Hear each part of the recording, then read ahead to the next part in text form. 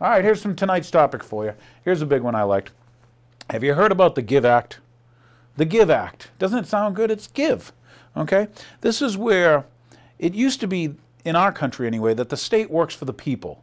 Remember that? We the people, you know, to form a more perfect union. You remember any of that stuff? You ever read? So anyway, now we have with the Give Act, it's the people that work for the state. Yes, you have to work for your citizenship instead of the state working for you. Here's the big switch, and it's interesting because this is let's see, from the Lou Rockwell thing.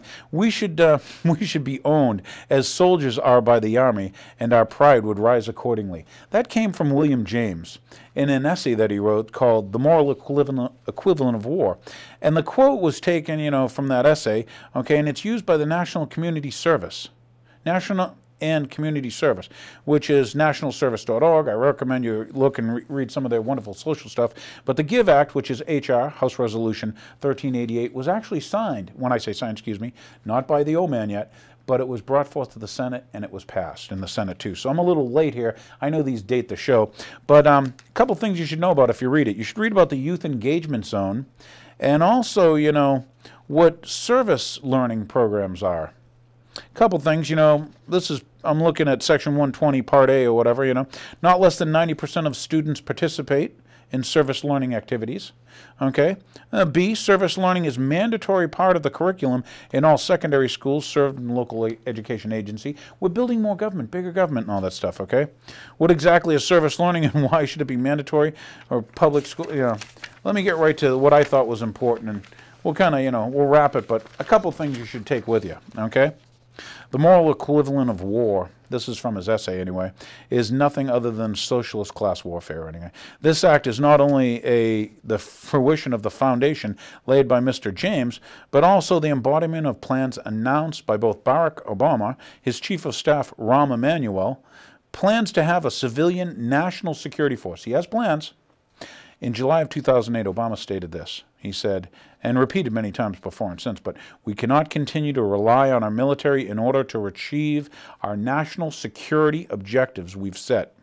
We've got to have a civilian national security force that's just as powerful as our military, you know. And he goes, just as strong, just as well funded.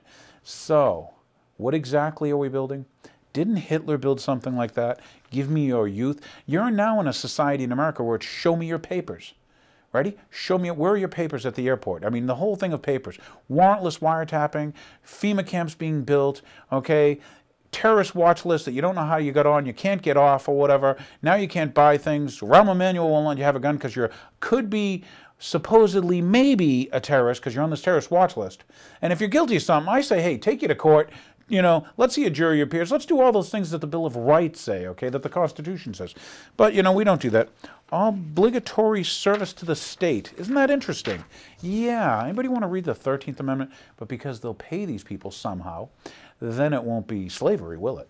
This is what I thought, and this is the end of it, and this I was going to give. And I want you to consider that, this whole servitude thing. Okay.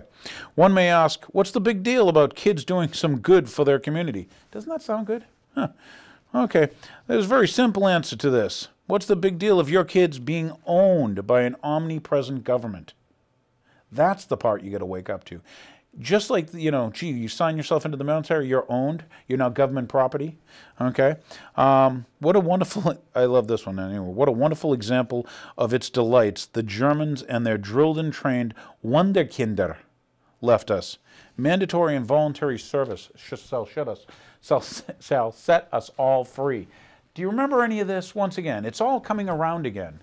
Do I need the elders in the town of Sharon or in the world to wake you up, to shake that lens, shake that camera and say, what the heck? Well, anyway, we're going to end with some good news. We've got some good news for you. First off, the MIAC report. That was the one that says if you're for a certain political candidate or party, you should be considered a terrorist. Or if you've read the Security and Prosperity Partnership, the North American Union, you should be considered a terrorist. Or you're against the Federal Reserve. Remember those bankers stealing from you? We covered that in the first part of the show. You're a terrorist. Because they have to move. This is like Orwell. They have to, you know, we're being attacked by Eurasia, by East Eurasia, by West Eurasia.